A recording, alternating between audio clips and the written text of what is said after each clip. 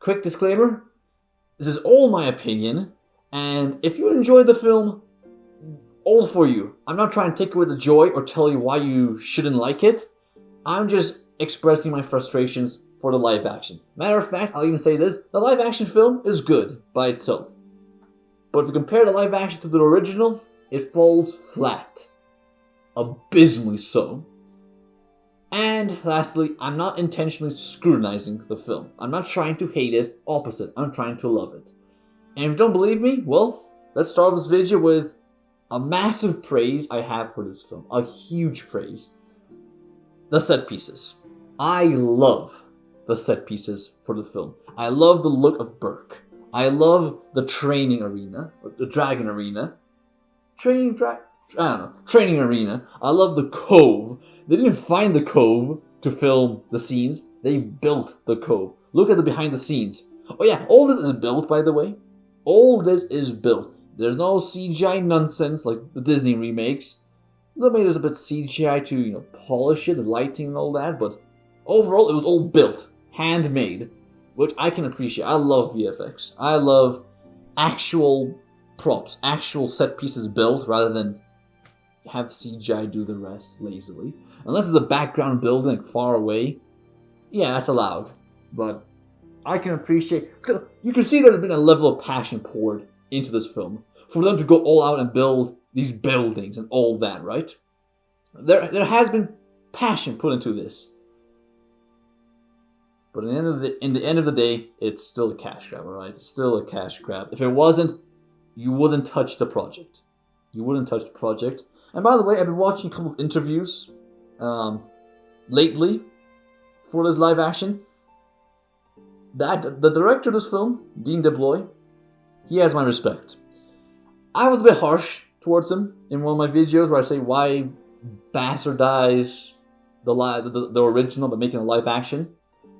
And then I realized the reason he made a live action How to Train Your Dragon film in the first place is because, well, one, Universal asked them to, or they're going to hire another director to likely bastardize the live action worse.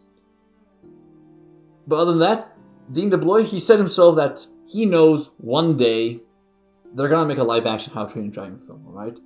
They just will. So, instead of having another director take control of the live action film, direct and write, he will do it himself to prevent anyone else ruining the IP. I respect that. Alright? Hey.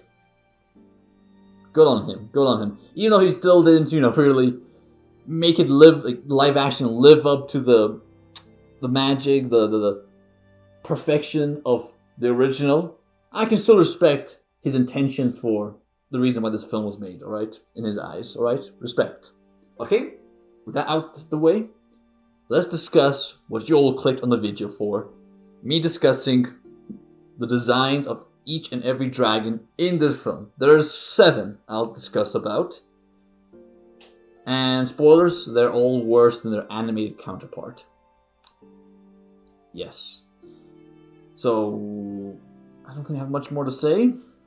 If you enjoyed this video, please consider liking, subscribing if you haven't, and comment down below if you agree with my observations and what I think about these dragons, alright? Let's begin. The Night Fury. I already discussed about his design, not just his design, his character trait and his portrayal in the live action in my second last video before this, where I discussed about Toothless and Hiccup, right, in the live action. So you can go check out that video and see what more I have to say about Toothless. I'll say what I said for that video, except I'll talk about only his design. I don't like how scaly he is. He is way too scaly in this film. Not just way too scaly, he's entirely made of scales. Everywhere. In the animated counterpart, he had only a few scales, above his snout, around his eyes, to his ears, around his paws, and parts of his body, right? But 85% of his body is matte black. Slick black. And in the live action, he's nowhere matte black. nowhere. And because of that, the light that reflects off his scales, in the daytime, he comes off as a dark gray dragon and a black dragon. Yeah, nighttime, he's black. In daytime, he's dark gray, because he's, well, as I said, reflecting light off him and all that. Also, don't like his eyes. His eyes are way too green and less expressive than the animated version. As well as his movements. His movements are way too animalistic and less, how to say, bouncy, right? It seems like he doesn't have a character in the live action. He doesn't have a personality. I mean, he has slightly, but not as much as the bombastic personality he has in the live action, the OG, right? The original.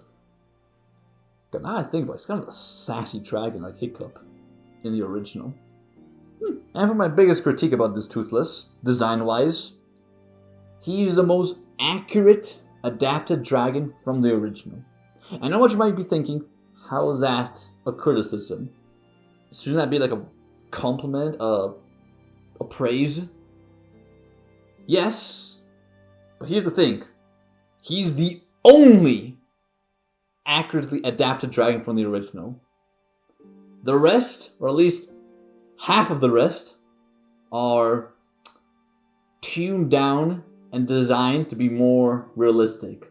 And because of that, Toothless doesn't really look like he fits in the world of How to Train Your Dragon. His cartoon design is kept in the live action, whereas half of the other design of the other dragons are changed to make the world look realistic, kind of. So Toothless doesn't really fit here. He's too cartoonish for this world, design-wise, while the others are too feral looking, some of them. Or just straight up ugly. Sometimes they don't even look like dragons. They're just ugly abominations with wings attached, and then boom, dragon. Yeah, so yeah, overall, Toothless, he's fine in this film. Probably the best adapted dragon from the original, but it ain't that good. Could have been better. The Deadly Nadder. I like the colors. It's as colorful as the OG. I don't like his body proportions though. In the animated version, it has big legs, small body, and a huge head. I think the head is bigger than his body. And I'd say decent sized wings. Not massive, but they're like medium sized, right? Medium sized. It's like a chicken. His body proportions like a chicken or a T-Rex maybe. Well, chickens are descendants of T-Rex, I think. Whatever. That's what the Deadly Nadder is supposed to look like. In the live action, he still has big legs, but has a big body, and the head is small. And the location of its eyes and its mouth, and even I don't like the head. Most of my complaints for these dragons are going to be the heads of these dragons, and the eyes. I don't like how the eyes look like it's giving off a scowl impression, while its mouth looks like it's giving off he's smirking. So he's like a sinister dragon. I don't really like that. Yeah, I don't really like that. And his eyes look less animalistic, which is ironic since, as I said, the director aimed to make these dragons more animalistic, realistic looking. Meanwhile, the eyes for the live action are less animalistic than the OG. And other than that, that's really about all my critiques for the Deadly Nadder. Yeah, the gruesome Grunkle. Do I need to say anything? Do I? It speaks for itself. It speaks for itself. Why did it give it a face of a puppy, of a pug, It's terrible.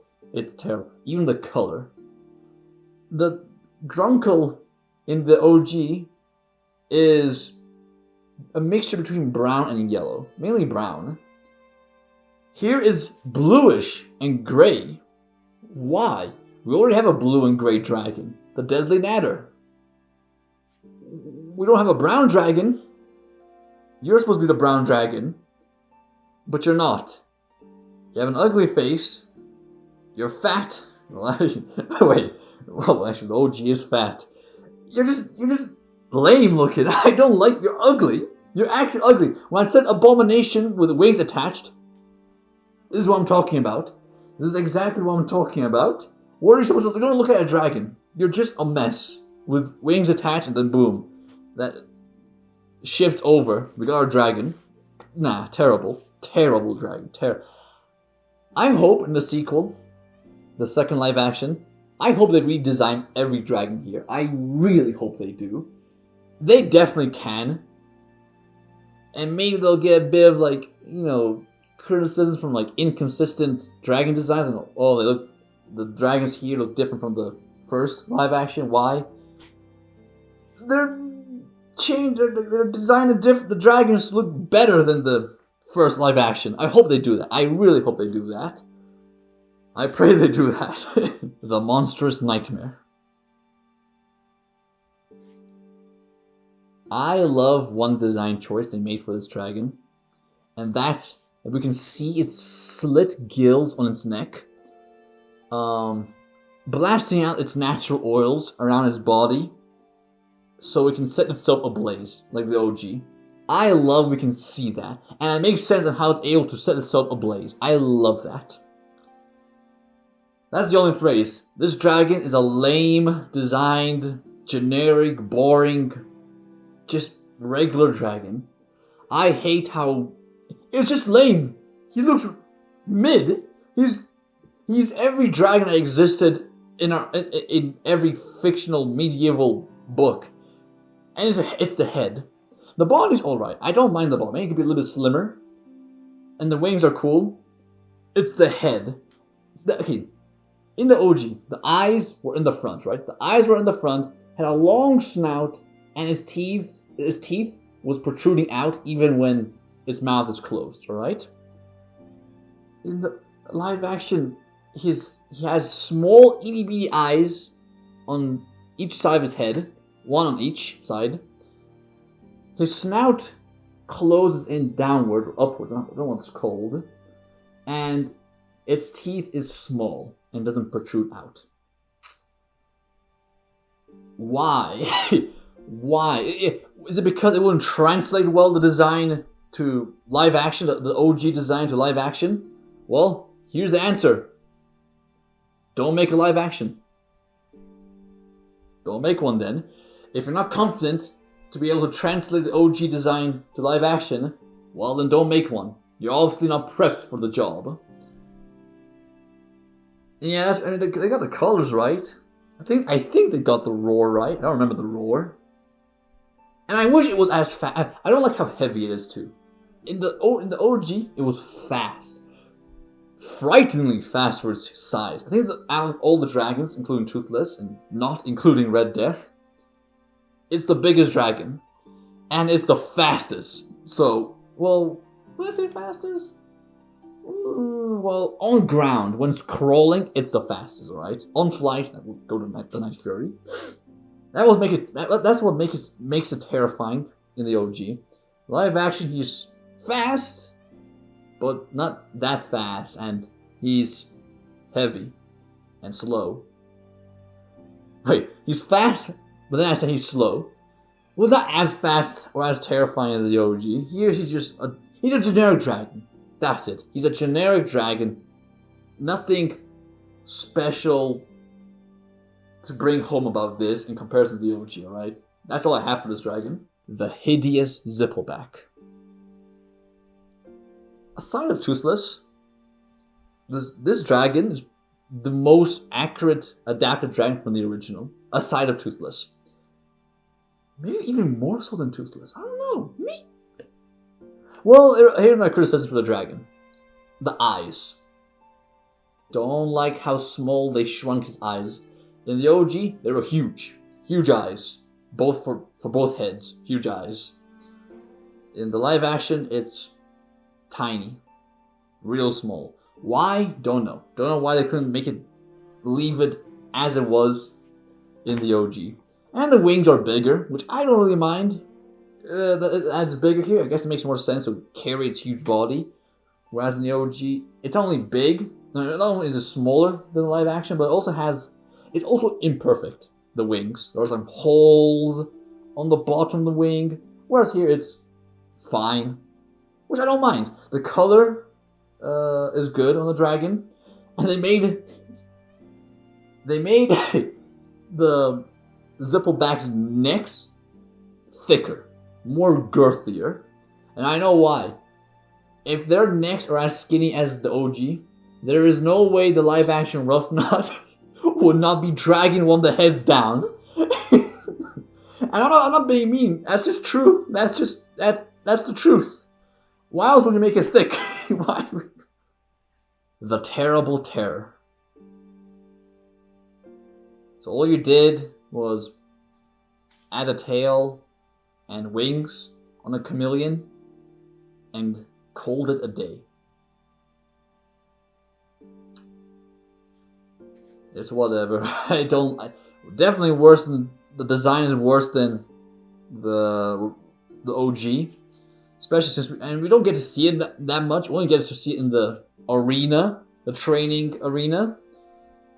Because, well, the scene where we do get, like, them yanking the fish from Toothless and where Hiccup discovers, oh, they're weak in the inside. Yeah, that's not in the film. That's not in the live action.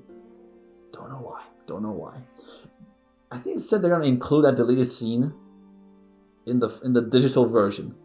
My guy, why couldn't you have it included in the theater? Why? Whatever. Yeah, design is boring. It's a regular animal in real life. All you did was attach wings and a tail. Wow. Red Death.